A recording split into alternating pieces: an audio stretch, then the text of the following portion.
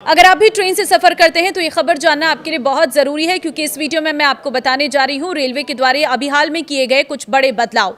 हाल के दिनों में कुछ मीडिया प्लेटफॉर्म्स पर यह खबर चलाई जा रही थी कि रेलवे के रिफंड नियमों में किए गए बदलाव यात्रियों पर अतिरिक्त बोझ डालेंगे। अब रेलवे ने इन सभी बातों को लेकर चुप्पी तोड़ी और सफाई देते हुए बहुत कुछ कहा है। रेलवे ने रिफंड नियमों को ही बदल दिया है।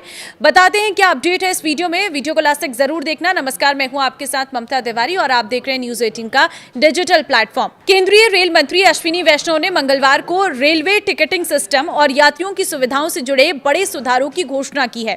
उन्होंने कहा है कि अब ट्रेन छूटने से 8 घंटे पहले तक टिकट कैंसिल करने पर कोई रिफंड नहीं मिलेगा। ये बदलाव पहले 4 घंटे की सीमा से बढ़ाकर यात्रियों के लिए पारदर्शिता सुनिश्चित करने के लिए लिया गया है। नया नियम 1 से 15 अप्रैल 2026 के बीच लागू होगा।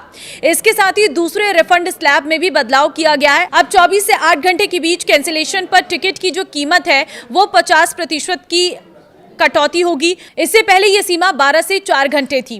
ट्रेन छूटने से 72 से 24 घंटे पहले कैंसिलेशन पर 25% कटौती होगी, जबकि 72 से अधिक पहले कैंसिलेशन पर पूरी कीमत आपको लौटा दी जाएगी। तब कोई भी आपसे पैसे नहीं लिए जाएंगे। इस दौरान रेलवे यात्रियों से केवल फ्लैट चार्ज यानी कैंसिलेशन फीस ही लिया जाएगा। तो 8 घंटे से कम समय कोई रिफंड नहीं, 24 से 8 घंटे के बीच 50% टिकट, 72 से 24 घंटे के बीच 75% रिफंड और 72 घंटे से पहले अधिकतम रिफंड, केवल फ्लैट चार्ज कटेगा। तो ये है टिकट रिफंड के नए नियम। तो इनको अच्छे से ध्यान से सुन लेना, इसी हिसाब से आपको पैसा वापस मिलेगा। अब देखिए, रेल मंत्री ने आगे बताया है कि नया रिफंड नियम ब्लैक मार्केटिंग और एजेंटों द्वारा आखिरी समय में टिकट बुकिंग को रोकने के लिए लागू किया गया है। जनवरी 2026 से शुरू हुई वंदे भारत स्लीपर और अमृत भारत ट्रेनों पर यह नियम पहले से ही लागू है। उन्होंने काउंटर टिकट खरीदारों के लिए क्लास अपग्रेड की सुविधा भी बढ़ाई है। अब ट्रेन रवाना होने से 30 मिनट पहले तक यात्री अपनी यात्रा क्लास अपग्रेड कर सकेंगे। बोर्डिंग पॉइंट बदलने की सुविधा भी यात्रियों को दी गई है। अब शुरुआती स्टेशन से 30 मिनट पहले तक डिजिटल रूप से बोर्डिंग पॉइंट बदलना संभव होगा। इससे यात्रियों को सुविधा मिलती है और सीट का बेहतर उपयोग होता है। रेलवे ने कहा है कि इससे टिकट की कीमत पर कोई असर नहीं पड़ेगा। रेल मंत्री ने ब्लैक मार्केटिंग रोकने के लिए तकनीकी कदमों की भी जानकारी दी है।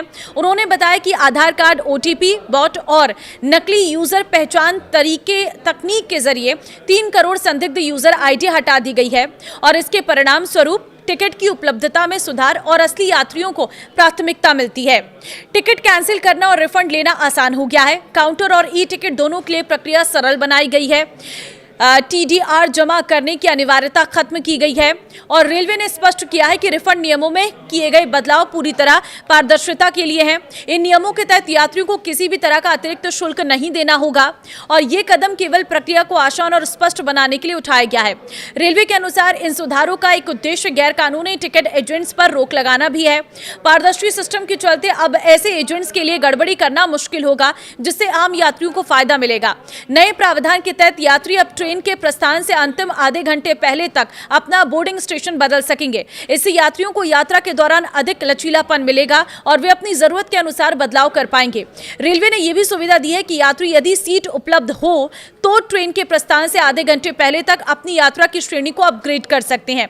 यह सुविधा यात्रियों को बेहतर यात्रा अनुभव देने की दिशा में एक बड़ा कदम माना जा रहा है। रेलवे ने यह साफ किया है कि ये सभी बदलाव यात्रियों को समय पर जानकारी देने, सुविधा बढ़ाने और पारदर्शिता सुनिश्चित करने के उद्देश्य से किए गए हैं। इससे न केवल यात्रियों को लाभ मिलेगा बल्कि पूरे सिस्टम में सुधार भी होगा। देश में आए दिन करोड़ों लोग ट्रेन से सफर करते हैं। कई बार लोग सफर के लिए टिकट तो बुक कर लेते हैं, लेकिन सफर पर जा नहीं पाते हैं। ऐसे में उन्हें टिकट कैंसिल करवाना पड़ता है। कई लोगों को टिकट कैंसिलेशन का नियम अक्सर उलझन में डाल देता है। तो ऐसे में अब आपके सामने कोई उलझन नहीं है। ये साफ स्पष्ट हो गया है कि आखिर किस तरह से आपको कैंसिलेशन का पैसा मिलेगा।